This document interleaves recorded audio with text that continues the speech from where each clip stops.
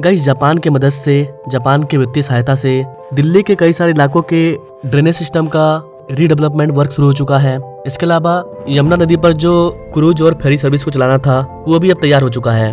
दिल्ली को लेकर के कई सारे बड़े अपडेट हैं, किस तरह से यमुना नदी में शटल सेवा शुरू किया जा रहा है और कौन कौन से इलाके के ड्रेनेज सिस्टम का कायाकल्प हो रहा है, आइए जानते हैं छोटे से वीडियो के माध्यम से। नमस्ते and welcome to all India project में विकास।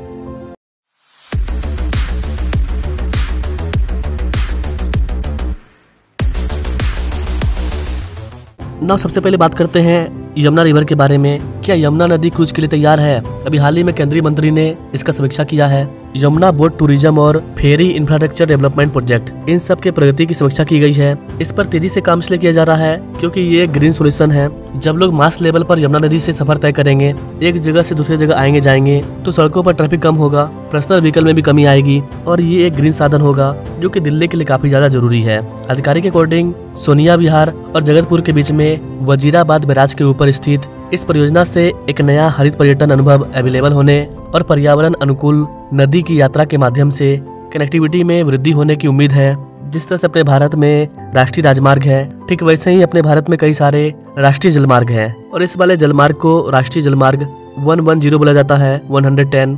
इसके अंतर्गत यमुना नदी दिल्ली के जगतपुर से उत्तर प्रदेश के प्रयागराज तक 1080 किलोमीटर तक फैली हुई है।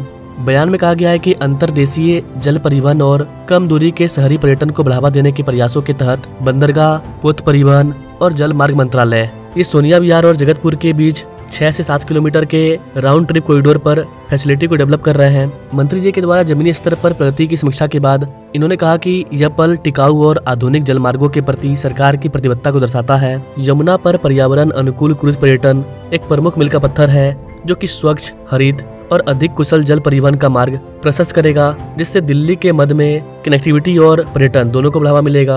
यह गलियारा पर्यावरण अनुकूल क्रूज संचालन के केंद्र के रूप में कार्य करेगा जो कि 30 से 40 यात्रियों को एक बार में लेकर के जाएगा। ये विद्युत सौर हाइब्रिड नौकाओं द्वारा संचालित होगी क्योंकि यमुना के तट पर ही है बुराड़ी, तो ये सोनिया विहार से ये चलेगा जो हमारा फेरी है और ये जगतपुर होते हुए फिर वापस सोनिया विहार में आके ये राउंड कंप्लीट होता है। तो बुराड़ी के लोग तो लगभग हर दिन उनके सामने ही ये रिवर क्रूज चलता हुआ दिखाई देगा।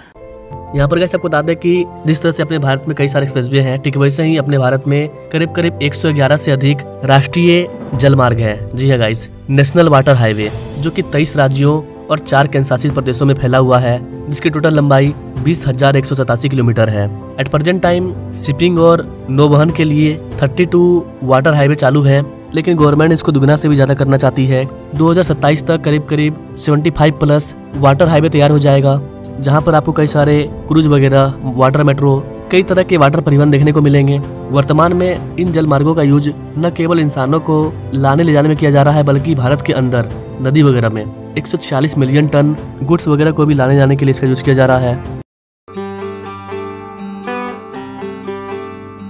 जलमार्ग से होने वाला ट्रांसपोर्टेशन सड़क और रेल मार्ग से कई गुना सस्ता पड़ता है और पर्यावरण को भी कम से कम नुकसान होता है। तो ये अपने आप में बड़ा कदम होगा। दिल्ली में हमें काफी बड़े मात्रा में ग्रीन परियोजनाओं की जरूरत है। मेट्रो, आरटीएस का विस्तार, जितना ज्यादा हम लोग फॉसिल फ्यूल से हट करके रीन्यूएबल एनर्जी पर बेस परिवहन सिस्टम को तैयार करेंगे, उतना ज्यादा दिल्ली का एयर पोल्यूशन कम होगा। तो इन चीजों की शुरुआत हो चुकी है, इसमें टाइम लगेगा।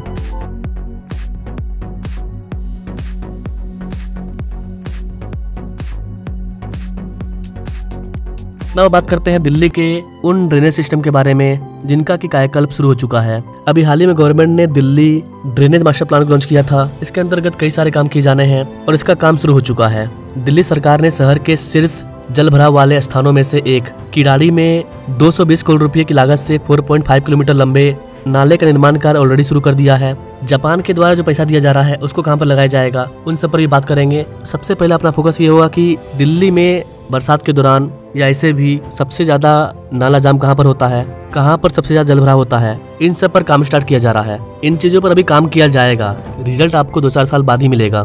अधिकारियों के अकॉर्डिंग नई ड्रेनेज लाइन खिराड़ी, नांगलोई जाट, बवाना और मुंडुका विधानसभा क्षेत्रों को कवर करेगी। इन क्षेत्रों में 70 से ज्यादा अनिधिकृत कॉलोनियां हैं। इसके आसपास कई सारे इलाके हैं जहां पर कई सीवेज और ड्रेनेज लाइन नहीं है।